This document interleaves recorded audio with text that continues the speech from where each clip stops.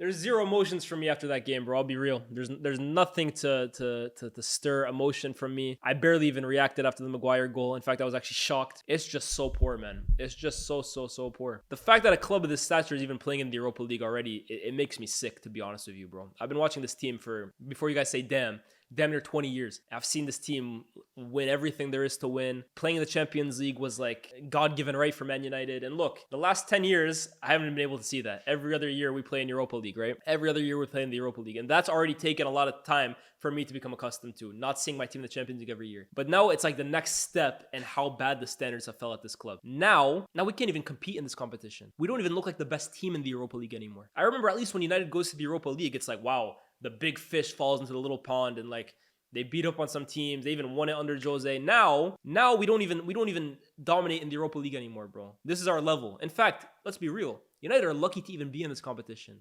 If it wasn't for the FA Cup final last year, their placement in the league would have seen them finish in the Conference League. And you look at these performances, bro. It's just so awful. 3 years into this guy's tenure. Like 3 years into this guy's tenure, we go up 2-0. Even the goals that we're scoring, right? They're decent play from Rashford, by the way, who I'd like to hear the reasoning for why he came off at halftime. Was it due to injury? Was it a tactical? Because he was probably our best player in the first half. But Diogo Costa literally handed us 2 goals. The goals are mistakes by him. That's how we go up 2-0. But regardless, a quality team, 2-0 up, away from home, big European ground, quiet the game down, quiet the crowd, see the night through. Good teams do that, not Manchester United. 2 players today, there's a lot of players that should hang their heads in shame, specifically the manager. But 2 players in particular, Matthijs de Ligt and Lisandro Martinez. That's amongst the worst performances by a center-back partnership as a duo that I have seen in my life at Manchester United. That's one of the worst. Lisandro Martinez, how the mighty have fallen, honestly. At one point in his first season, he was my favorite player at the club. I absolutely loved what he was about, his passion, his emotion, how good he was on the ball. He wore his heart on his sleeve. I was saying he's the first signing we make that actually understands what it means to play for this club. But I don't know whether it's due to the injury or whether he's just flat out been found out. But this season he's been awful. And tonight, if I'm Erik Ten Hag, I drop him. I would play Maguire. Because at the moment it's only name that's keeping Lisandro on this team.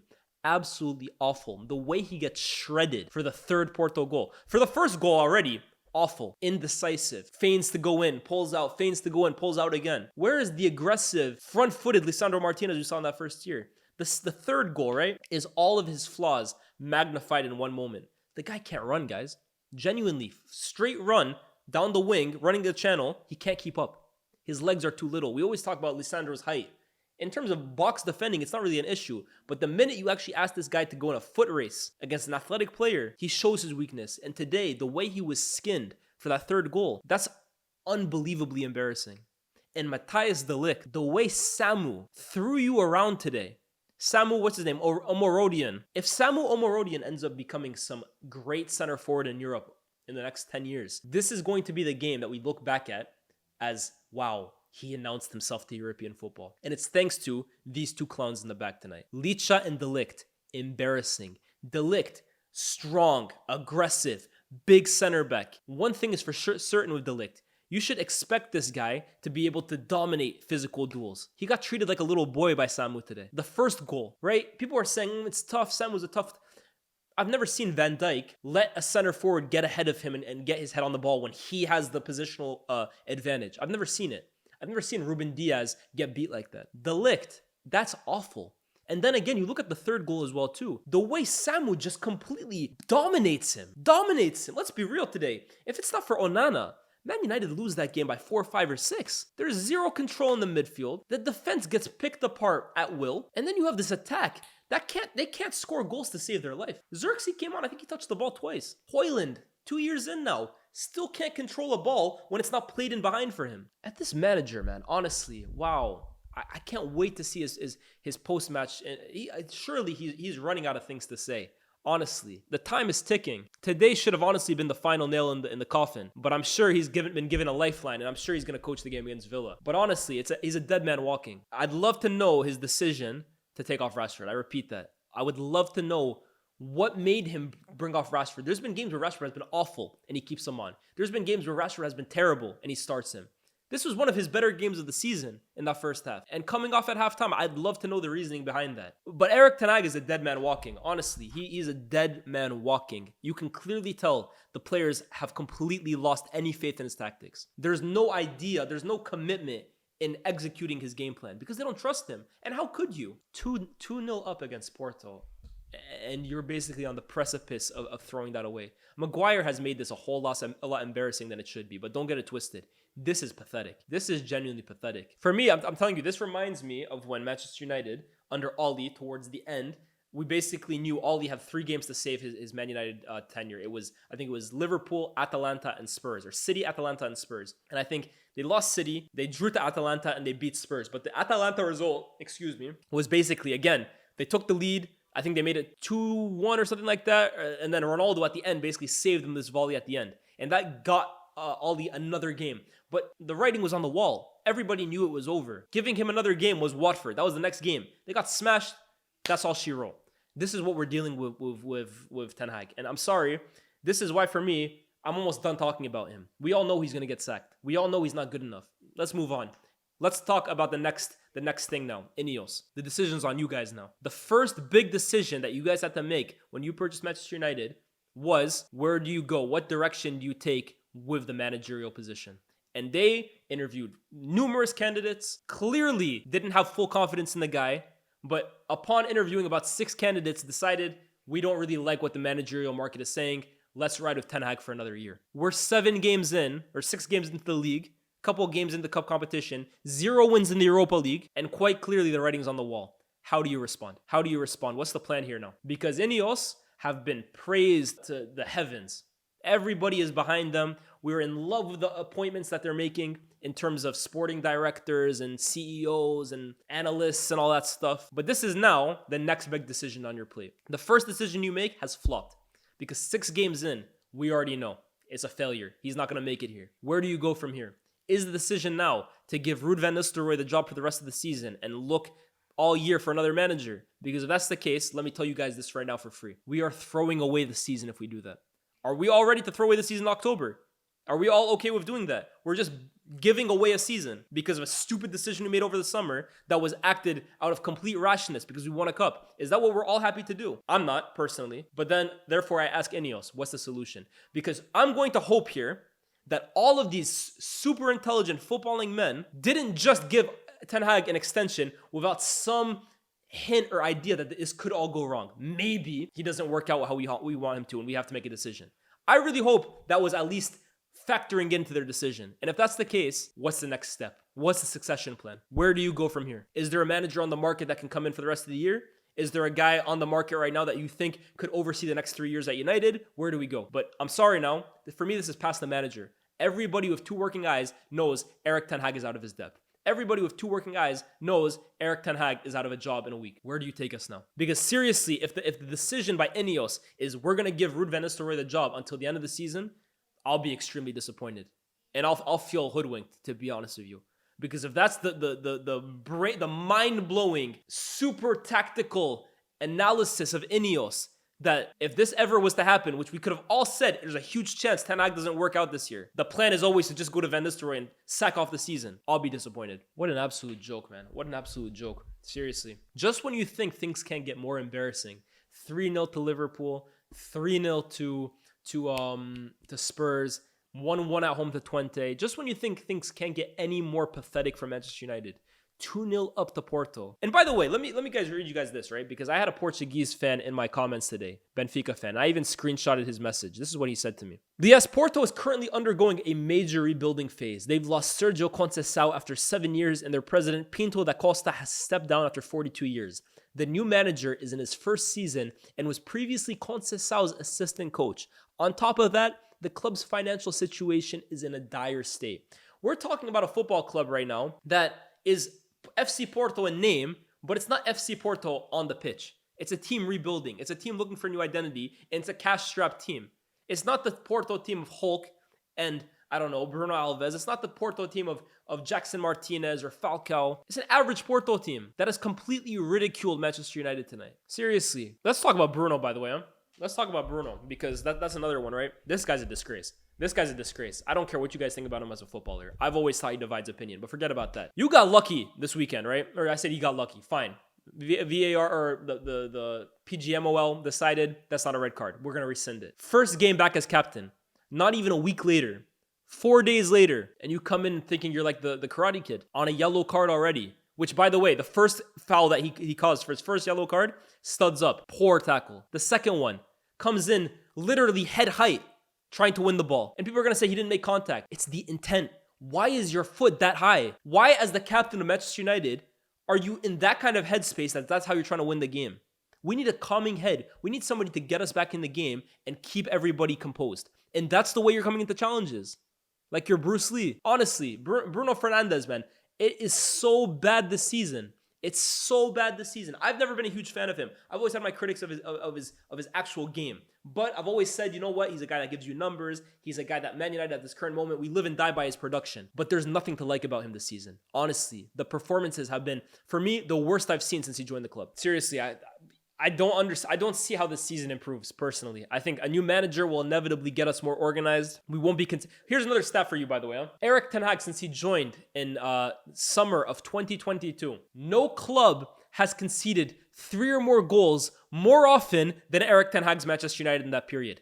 24 times. 24. Manchester United have conceded 3 or more goals 24 times in 2 seasons in like 10 games. I'm telling you, the standard that this manager and this group of players are lowering at this club is scary. Genuinely, it's terrifying. I'm even going into games, chat, as a Manchester United fan in the Europa League to Porto and genuinely predicting losses beforehand. And it's not out of pessimism. It's not out of negativity. It's because this is the level now. It's startling how low the standard has dropped. Praising cup runs when we finish 8th. Getting dominated by Porto in the Europa League. 1 goal at home in the Premier League. I don't know who the replacement is for him, honestly. For me, Thomas Tuchel. I know people will have a criticism about the long-term plan. We need a good manager at the helm right now. About this 10-year plan that United fans fantasize over. Get me a good manager to get this team organized. Get us playing decent football again. Get us able to compete with bigger teams. And then you can worry about how sustainable it is. We're at the absolute floor right now. People doing pick and choose over which manager they want. Are you out of your mind? Anything is an improvement on this right now, bro. Honestly, right now, I'm trying really hard not to go too hard on the players because for me, I'm convinced that the manager is crap. But seriously, some of the stuff I'm seeing from these players too is mind-boggling. This midfield, man, that midfield that we saw put out today costs millions, hundreds of millions. And they're absolutely shambolic. They're absolutely shambolic, man. Casemiro is so out of his depth these days. 600 million, and this is the squad that we have left to kind of show for it. Can I speak on a few things as well too, right? I'm talking about individuals here. Mazraoui for the first Manchester United, for the first Porto goal. I'm not a fullback. I'm not a professional footballer. I'm not here to say I'm going to do Mazraoui's job better than him. Let me put out that disclaimer. But guys, I just watched the game and I give my opinions on it. And I even know that the way Mazraoui approached that is absolutely fundamentally wrong for any level of football. I remember watching a few years ago Gary Neville's Soccer Box where I think he had Nigel Winterburn, former Arsenal fullback, with him. And he was basically speaking to Nigel Winterburn, and Nigel Winterburn was giving him basically fullback one-on-one, which obviously Neville's a great fullback. But he said, as a fullback, when the ball is as a short fullback, right? You're smaller than your attacker.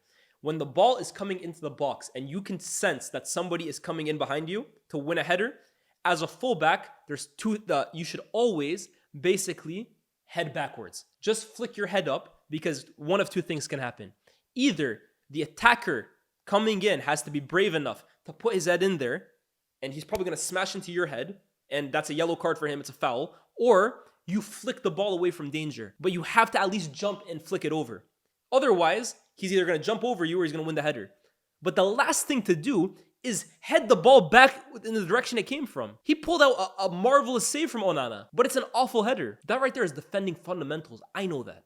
I'm the worst defender you'll ever see in your life. It's just boneheaded decisions right now for Man United, and it comes from me from a team that has absolutely no confidence in themselves and absolutely no confidence in the manager. It comes from a team and a group of players that they know the system is so lightweight and so poor that the minute one defender steps out and misses the ball, the whole house falls apart. The whole foundation of the team completely disintegrates. De Ligt and Martinez goes to show names mean nothing. defensive position on the third was, I'm telling you, today, De Ligt and Martinez, right? That performance from the two of them is as bad as anything that Lindelof and Maguire have given us. It's as bad as anything that Blind and Smalling gave us. It's as bad as Blackett and McNair gave us. That is one of the worst performances by a center back pairing Manchester United has seen in the modern history. Genuinely. I can't think of 5 performances from a center back partnership collectively that I've seen. And I watched the Blackett and McNair against Leicester City 5-3. I watched that. This is honestly almost as bad. And honestly, he's just a sitting duck right now. We all know he's going...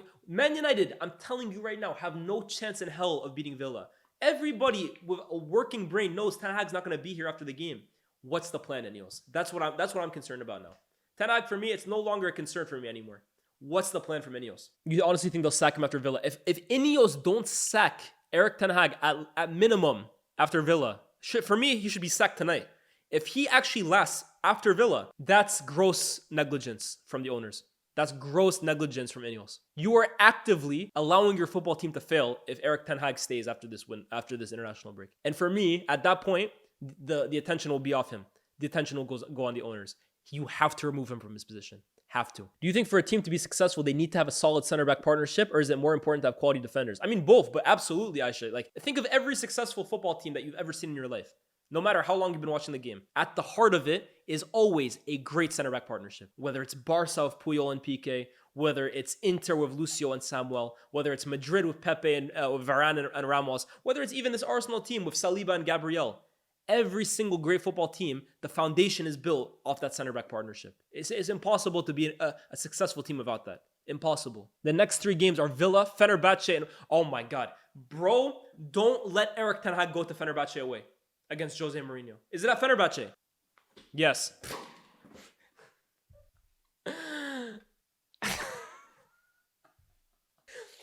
So the next game is Villa away. And then they go to Turkey to play Fenerbahce in that atmosphere against Jose Mourinho and Fred. I dare them to allow Ten Hag to coach that game. I dare them. Amrabat is there as well too. I dare Erik Ten Hag gets the chance to go to Fenerbahce against Jose, Amrabat, and Fred. I dare him. In the last 4 European matches where Man United led by 2 goals, they failed to win each. I can even remember them. Sevilla, Galatasaray, this game, and Copenhagen. I can remember all 4 of them. They're all under Erik Ten Hag. This team has no bottle, and neither does he. The writing's on the wall, guys. The writing's on the wall. Every game you allow this guy to continue managing this club, the further and further away our season goes from being salvageable. That's my final point on that. There's only one decision that has to be made. But as for these players, boy, don't think you're safe once he goes. Don't think you're safe. You low-key... here's another thing too, right? Mohammed says, yes, I know you're low-key excited on the low. New manager season is fun. I am excited. I am excited to have a new manager. And I'll gladly say that. I don't give a shit. I'm going to say this right now. I don't give a shit what Man United fan on Twitter or what Man United fan in my YouTube comments tries painting me as a plastic or a fake fan because I want a new manager. If you genuinely think that putting up with this shit and wanting the manager to continue getting more games makes you a better fan than anybody else, there's something wrong with you. There's something wrong with you. Yes, I want a new manager. Absolutely. We are sinking under this guy. And if it makes me a better fan to want Man United to lose more games for the sake of backing a manager who at the end of the day is just an employee, guys. It's just an employee and not even a very likable one, right? I understood fans who had a sentimental attachment to Oli. Ex-player, related to the club, gave us some special moments in Europe that night in Paris. I get that.